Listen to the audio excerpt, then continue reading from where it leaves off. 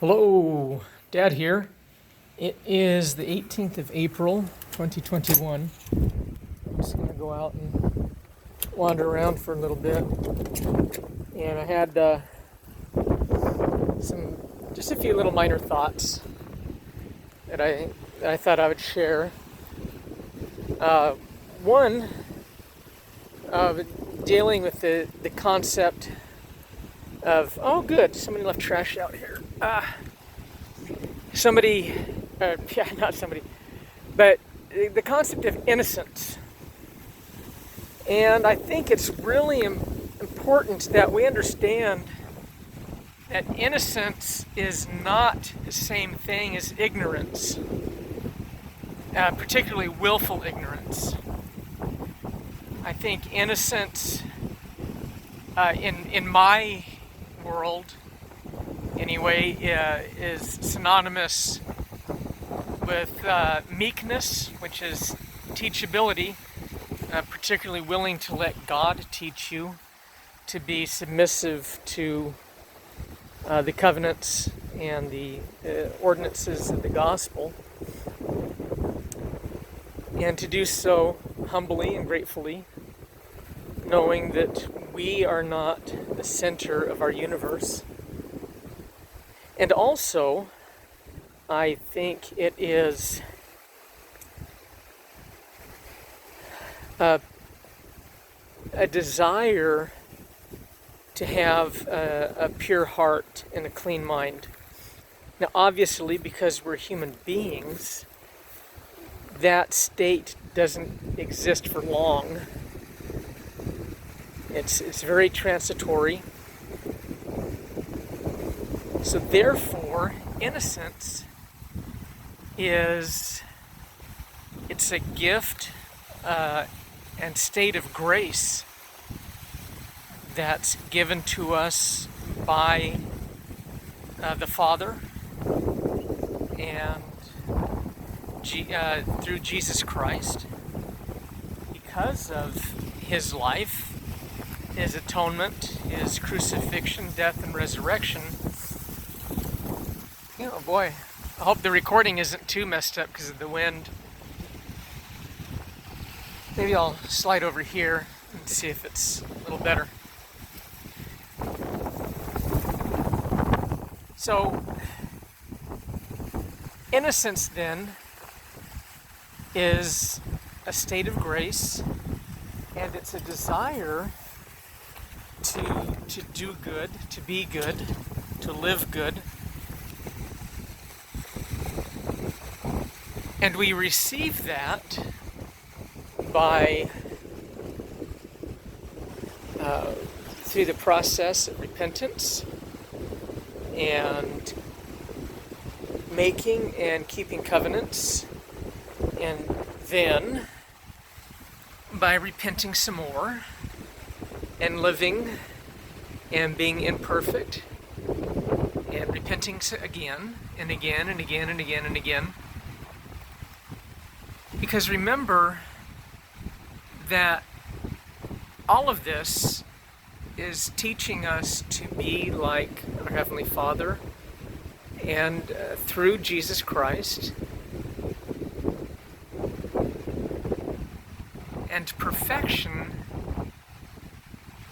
just means to be made whole or complete. And we're only made whole or complete through Jesus Christ, because we ask for that.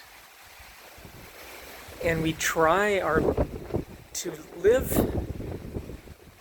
for those things that we ask for. Again, so many people beat themselves up because they're not flawless. Flawless isn't the name of the game. Perfection is. Two entirely different concepts.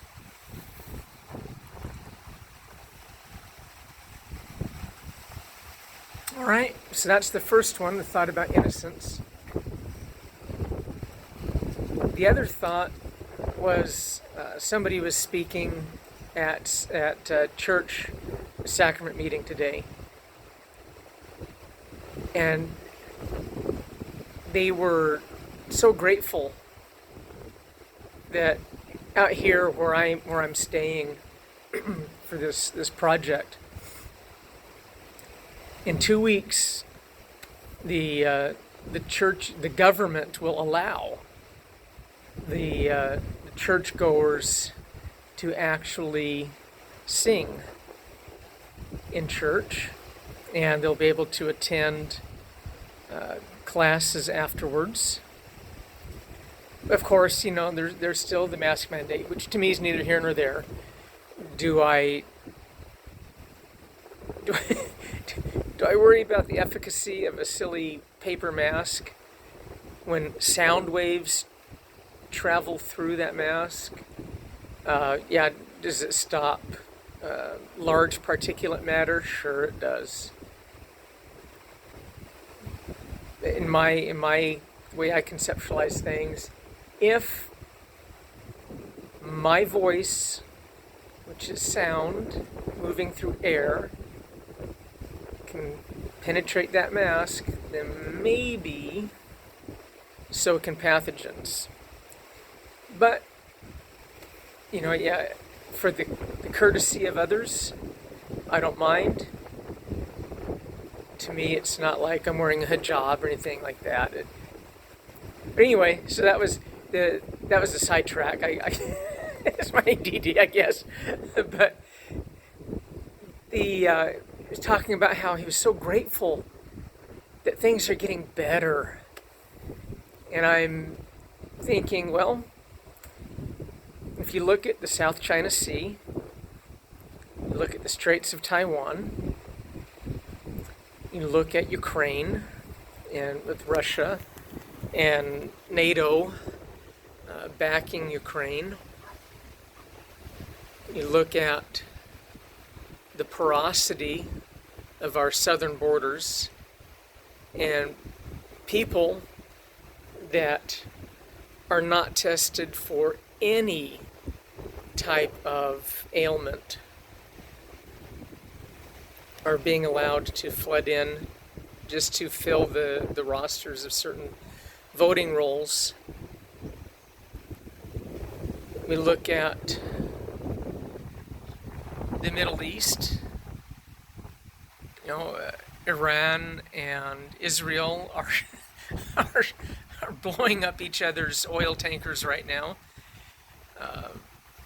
Iran's proxy states are heating up not just rhetoric, but the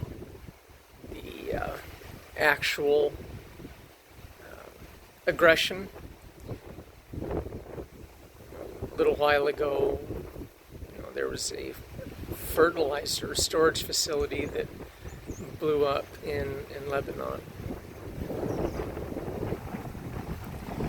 And at General Conference, we were told, again, just as a reminder, not to put fear in anybody, but just to be aware that the confusion of these latter days will continue to increase. You read the scriptures, listen to the words of the prophets, and yes, things are going to get more confusing. We have corporations, government agencies, the media,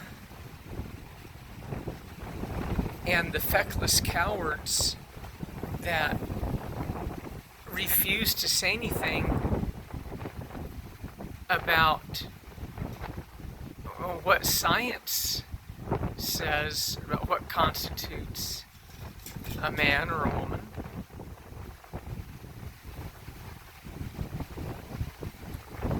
Or what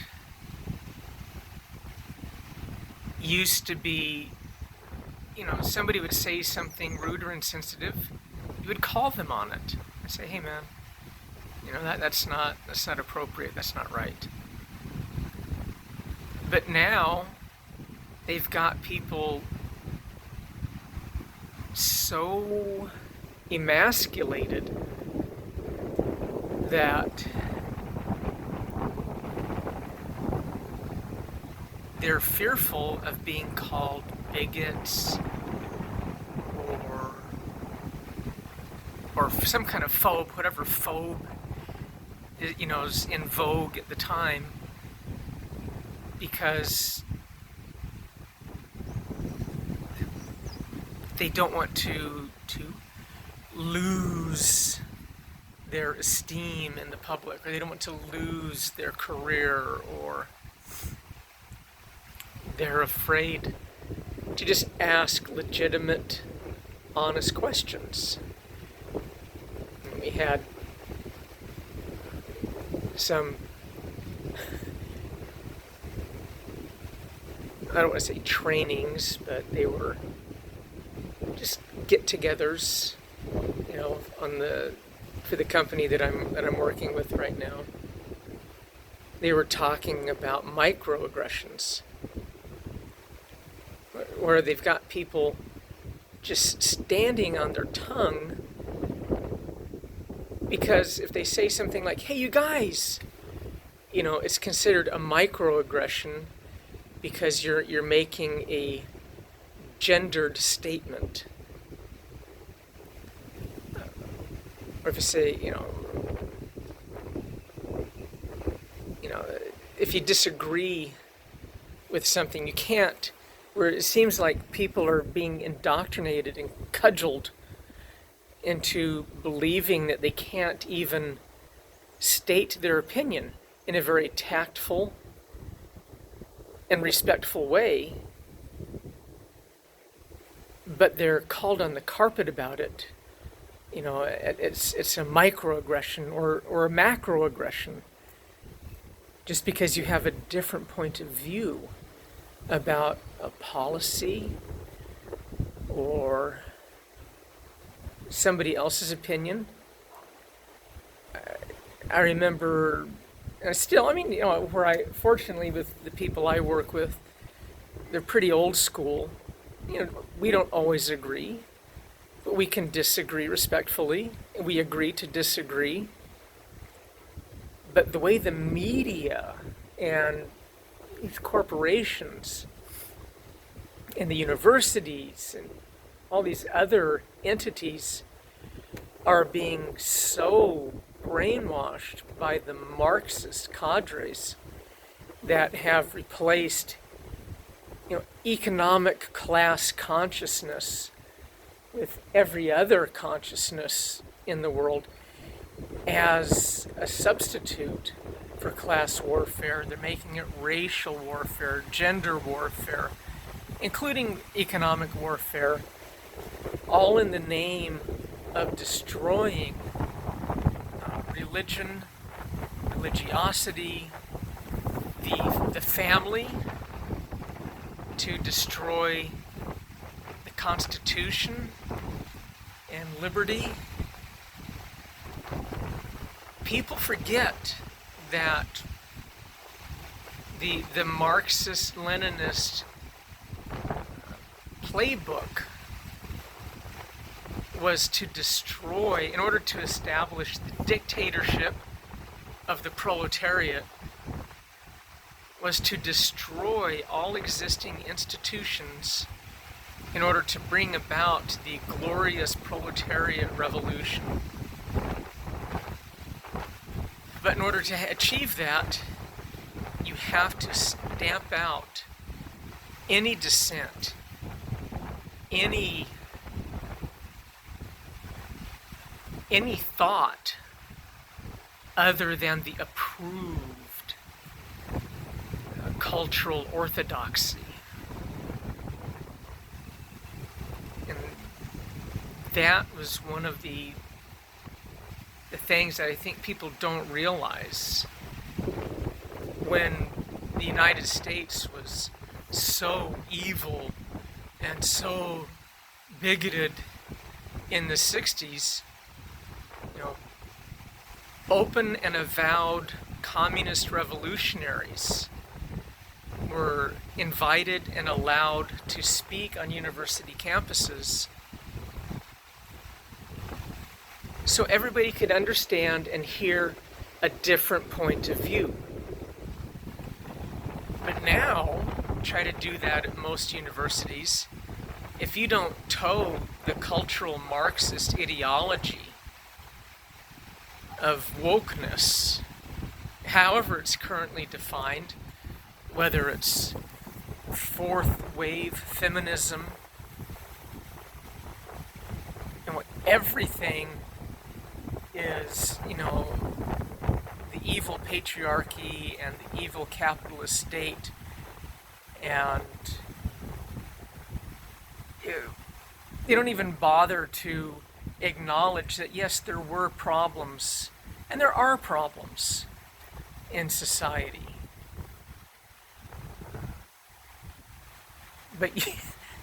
But they've made it where you can't even have a reasonable and honorable discussion about ideas. They'll yell, they'll chant, they'll start calling names, cutting you off from public social and social media outlets. And the weak-willed and the weak-minded see this and get scared because they don't want to be publicly ostracized or to be silenced. The East German Stasi state would be very happy and pleased with what they see going on in the United States today. The Cuban dictatorships would just be elated. Raul Castro's political prisons were filled with journalists who disagreed. But now, they've done that one better. They just shame you and ostracize you. Not unlike the Cultural Revolution and the Great Leap Forward in Mao's China, where if somebody held counter-revolutionary thoughts, that they would be publicly shamed and have to wear signs around their necks and publicly abase themselves and lose face because their particular beliefs that, well, golly, maybe there was something greater than the state out there. But usually those people, the Christians, were persecuted, if not outright martyred. So it's a very interesting time. Another random thought I was doing this is going longer, 18 minutes, I apologize. Just a few more minutes, then I'll be done. We're doing a service project for a woman at church yesterday, and she was talking about her fence that she had some gaps in it. So she said, I put a padlock and a chain up. I said, oh, okay. So a padlock and a shotgun. And she looked at me.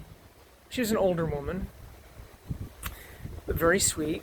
She looked at me, as serious as it can be, and said, guns are bad. So I thought, okay. So I quipped, I said, okay, well, maybe, a padlock and a bow and arrow. And in my mind, I'm thinking, okay, this comes next. She says, oh, no, just a padlock and God, a padlock and God. And I'm thinking, okay, so now, why, if your contention is that, and I agree with this, God will protect us, but if your contention is that God is what you need, why bother with the padlock? To me, the logic that she had is flawed. Because if you're going to protect your property and yourself with a padlock and prayer, then why not just skip the padlock? Why not just rely entirely on prayer? And the evil demon firearm, to me, is just an extension of the padlock for protection. I wasn't going to argue with her. I wasn't going to get into that debate. Again, very sweet, but just maybe she had a bad experience with firearms when she was younger. But it reminded me of, I believe it was Aldous Huxley, a contemporary British socialist, right along with George Orwell. So it could have been Orwell, but I think it was Huxley. But again, I haven't bothered to look it up. But for sake of argument, I'll just say it was Huxley. Referring to violence and those who commit violence, because most people who look down with disdain on the military and the police officers and corrections officers and people like that do so because they consider them rather base and crude people.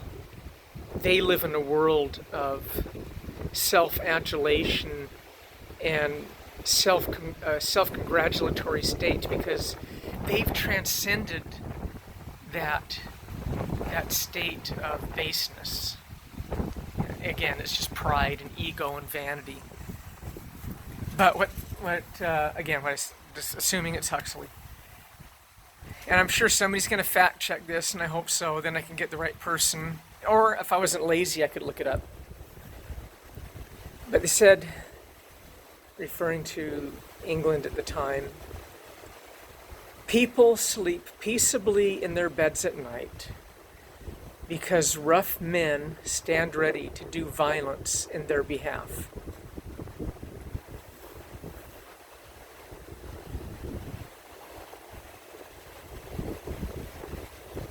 And that brings me to a real quick closing thought. We'll get into it another time. I've mentioned it probably months or years ago about Colonel Dave Grossman, his parable of the wolf, the sheep, and the sheepdog. And just for brevity's sake, the sheep represent the nice, pleasant people that are all around us. They're good people. They don't want to do harm to anybody. They just want to live their lives and do what they do. The wolves are the criminal sociopath predators, and that could be the regular criminal class that lives among polite society, or it could be an organization or a government or an entity that seeks to take away the freedom and liberty and conscience of people. And the sheepdog are those individuals who love the sheep. They want to protect the sheep. They feel it's a calling and a duty to help protect the sheep from the wolves. The problem comes from the sheep themselves, because the wolf has claws and fangs and is capable of doing violence in order to get what they want. And they conflate or confuse the sheepdog with the wolf because the sheepdog also has claws and fangs and is capable of great violence, of carnage, death, and destruction, engaging with the enemy. But they do it not to take away freedom, not to harm people, but to save people, to serve people. And the sheep were scared of the sheepdogs, often, because all they see is the fangs and the claws, and their capacity for violence. And they oftentimes turn against the sheepdog because they don't understand why they're there. Anyway, that's a little bit longer than I wanted. But one day we might dig into that deeper. But, oh, doggone, 26 minutes. I apologize, guys. I'm going to upload this, but it's been a while since I've had a chance to talk with you guys. I love you very much, and thank you for spending time with Dad. Bye-bye.